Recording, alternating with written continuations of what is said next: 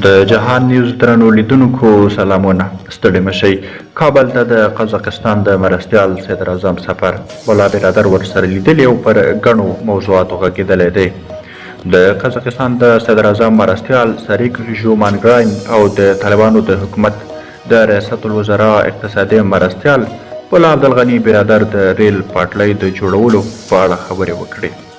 د مولا برادر دفتر پرون چهارشنبې په خپله اکسپاڼه یا پخواني ټویټر کې لیکلي چې ښاغلی ژومانګراین چې چهارشنبې کابل ته رسېدلی د چارواکو سره یې په لیدو کتو کې ویلي چې قزاقستان چمتو دی چې د صنعتو لوړو زده کړو معرف روغتیا بانکدارۍ او حکومتولۍ په چارو کې د الکترونیکي سیستم په برخه کې همکاري وکړي.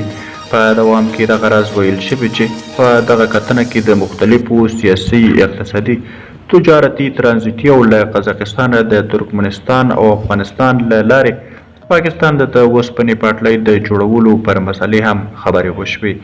په همدې ترڅ کې ټاکل شوي چې د افغانستان او قزاقستان د تولیداتو او محصولاتو په یو ګډ 2 ورځني نندارتون نن په کابل کې پرانستل شي.